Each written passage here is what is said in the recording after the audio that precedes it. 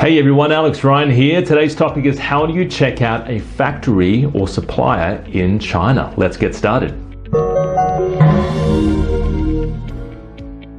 Welcome back everyone. So glad to have you here with us. For starters, if you're looking to import from China, maybe you want to drop ship, maybe you want to launch an Amazon business, whatever floats your boat, whatever you're looking to do, make sure that whoever you're buying from is legitimate. You do not want to be sending money overseas, paying suppliers without knowing, first of all, that they do exist and they are real. I've had suppliers in the past, and just from their first email, they sounded as trustworthy as buying sushi on a Wednesday afternoon from 7-Eleven during summer, right?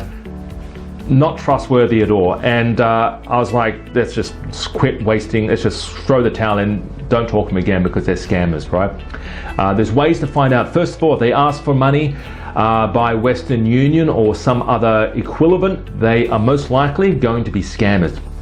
If they don't want to give you their name or their proper email address, or if you're contacting a website and they've got like a Gmail or a Hotmail, and you're saying, well, can you use your proper website address, email address? They're like, oh no, I can't get in right now. There's a good chance that they're not legitimate. Ask for their address. I would speak to them on the phone for starters. Always speak to them, especially over large sums of money. If you're sending money overseas, speak to them. But before doing that anyway, give us a call, contact us, because we can do a check on them. But speak to them on the phone. But if asking their address. Now, if their address is in Hong Kong, there's a good chance they are a trading company. So they're not legitimately the supplier, the factory. They are a trading company. They're a middleman, adding a 30, 40, even 100 or 200% margin on it. That could also be true as well, right? They're just a trading company who organize the communication, and it's not always a bad thing. But just letting you know, that's if their address, their physical location is in a city, they're not the manufacturer. Usually it's in the suburbs, right? Now, trading companies, by the way, they're not the evil, they're not evil at all. They actually do a good service. But most factories these days have someone who speaks English.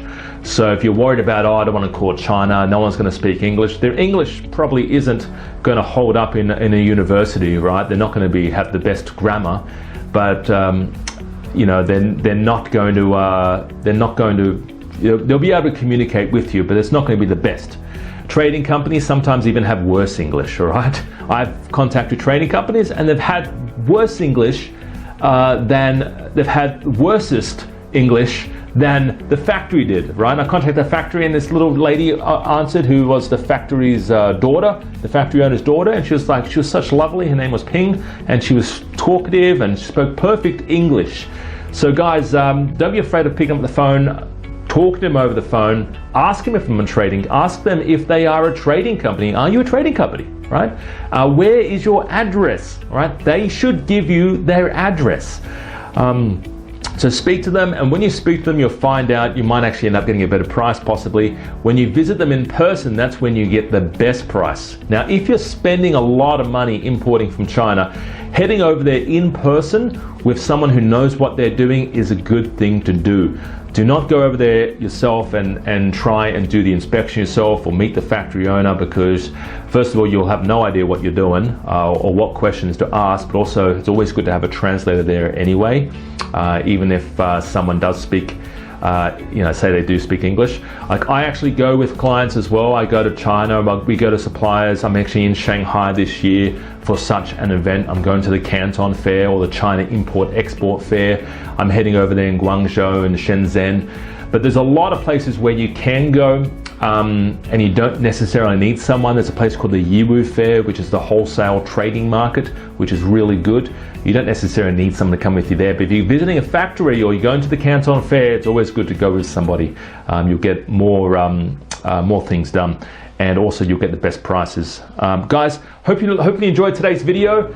And it's very important to check the factory. At the end of the day, check the factory, make sure they are legitimate. Now, for more videos, visit our website.